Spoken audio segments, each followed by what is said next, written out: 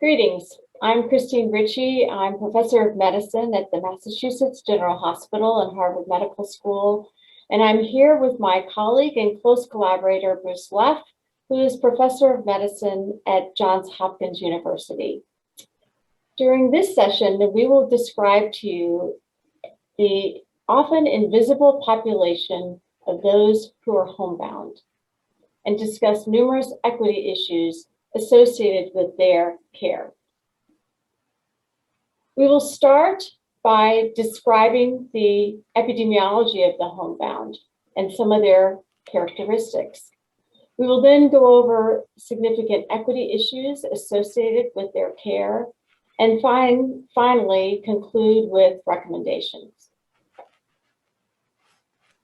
So who are these homebound adults? Behind windows and doors, often unseen because of the challenges that they experience in leaving their home. Well, in a study that we conducted in 2015, we discovered in looking at a nationally representative population of Medicare beneficiaries who were 65 years of age and older, that about 2 million older adults in the United States were completely or mostly homebound. And another 5.5 million were semi-homebound. That is, they needed assistance with getting out of their home. Now let's just compare that for a moment to the nursing home population in the United States that receives a good bit more attention. In the United States, there are between 1.4 and 1.6 million adults who are in nursing homes. So those who are homebound or partially homebound vast outnumber those who are in nursing homes. And when we looked at those homebound older adults who were receiving care in the home, that is medical care in the home, only about 12% of that population received medical care in the home.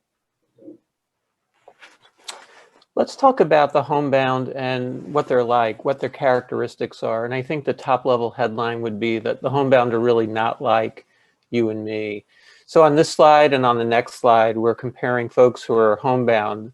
Those who are completely homebound in red. Those are folks who never get out of their home or very rarely get out of their home.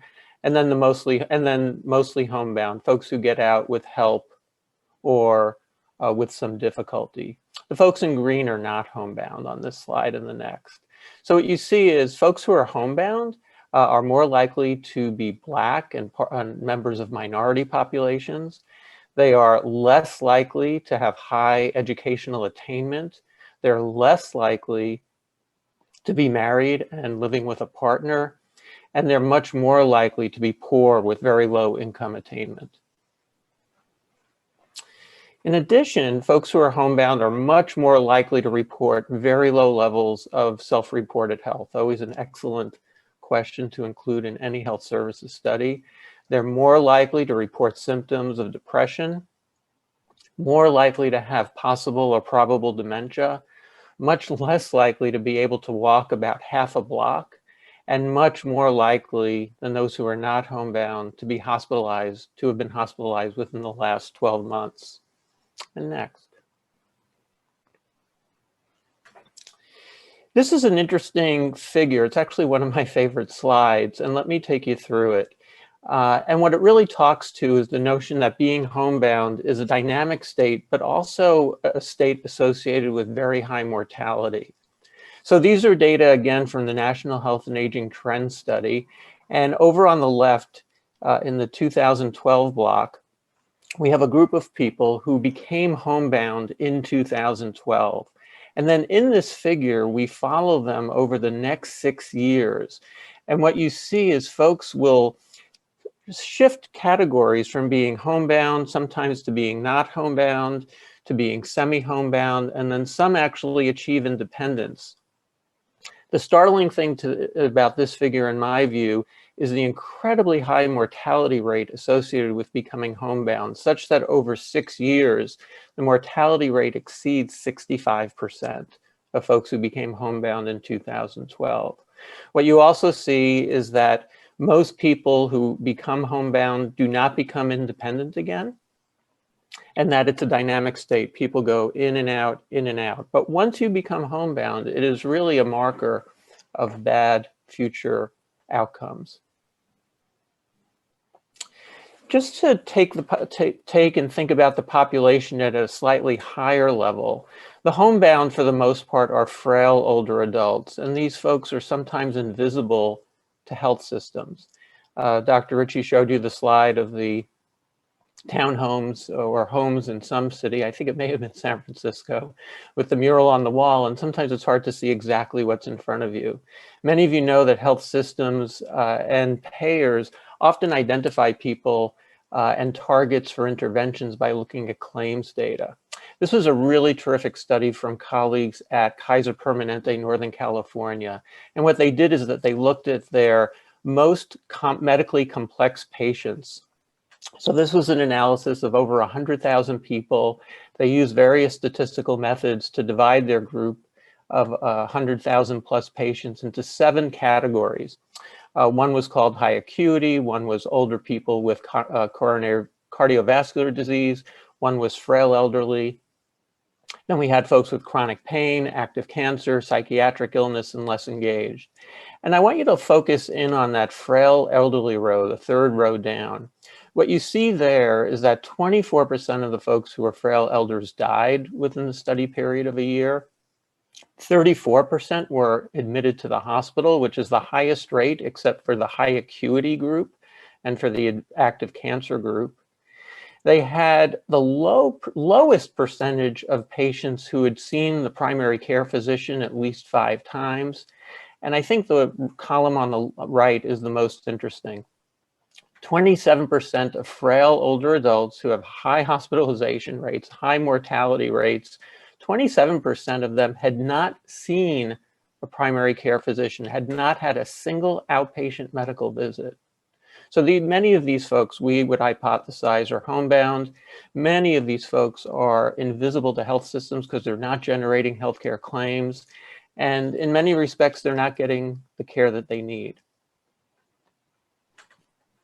To follow up on this, on the slide that Bruce just showed you, this is another very interesting study that looked at potentially preventable spending among high-cost Medicare populations.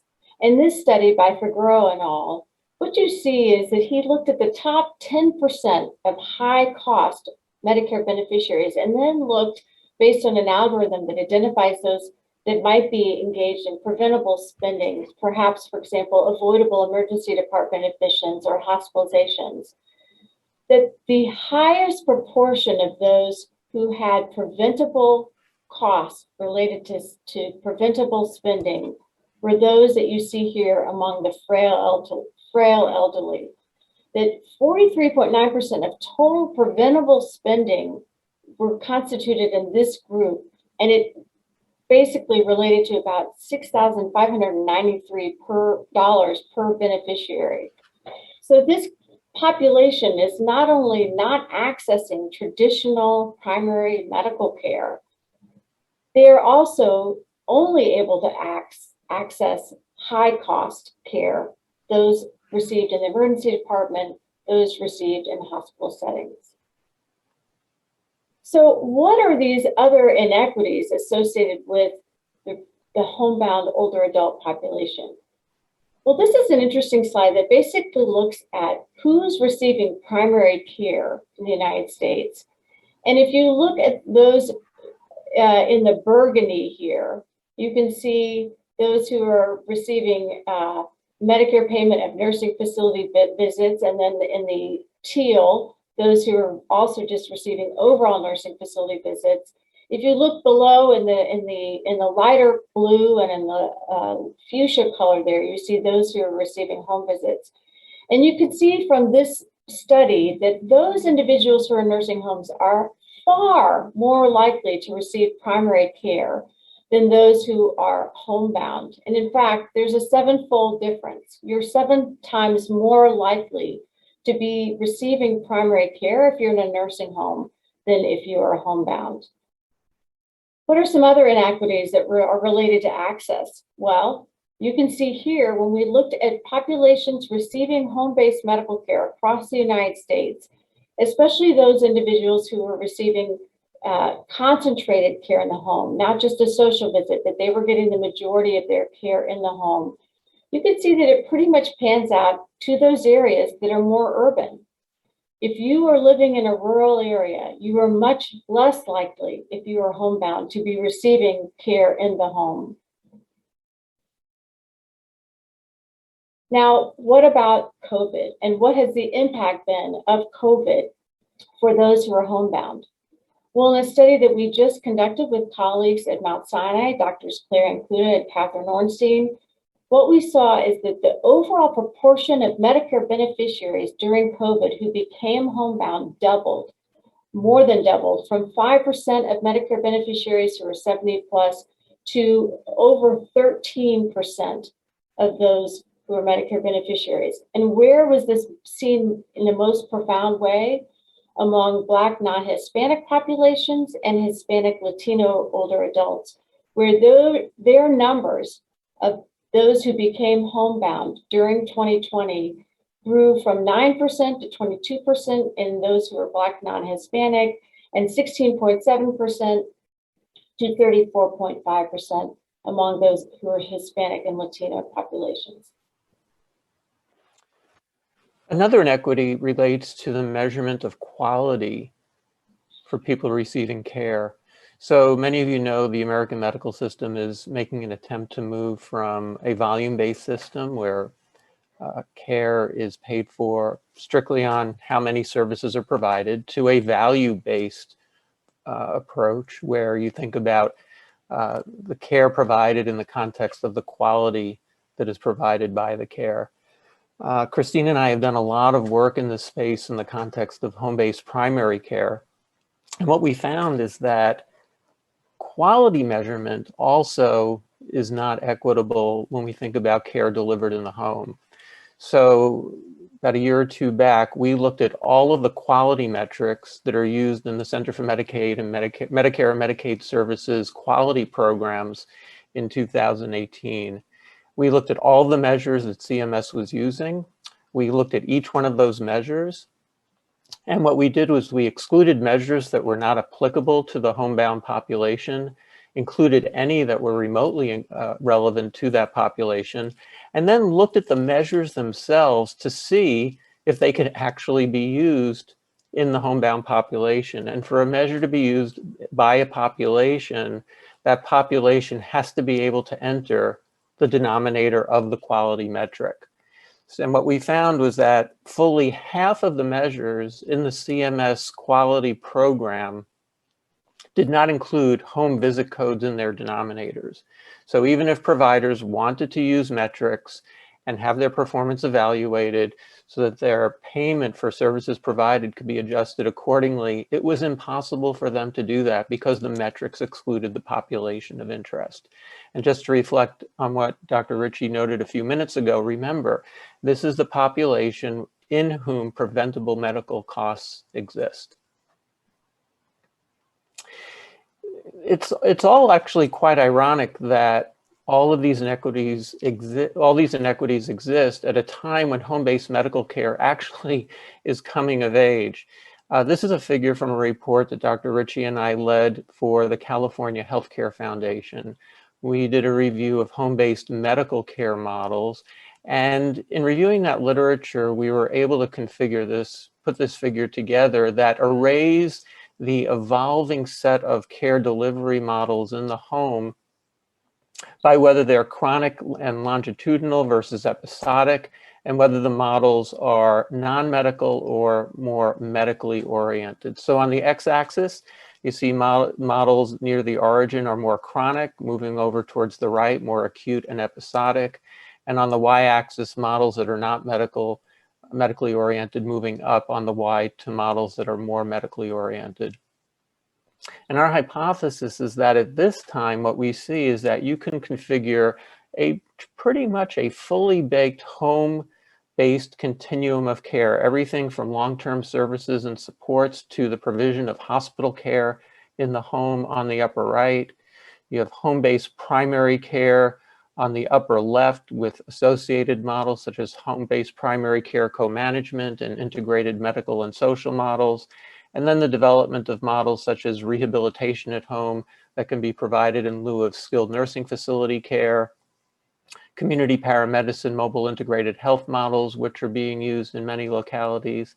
And it's interesting to see that we now can provide home-based care along a continuum just at a time when these inequities are surfacing. There's also been additional movement in the field.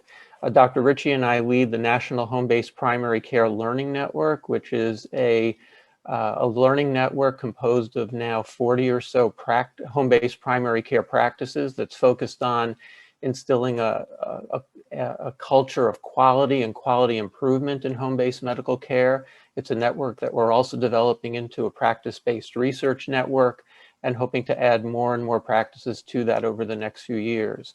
You have the American Academy of Home Care Medicine, which is the professional society for home-based medical care providers of all types. It's actually pretty much the only medical society, professional society that I know of that allows physicians and nurse practitioners and physician assistants and a host of others to be full members of a society.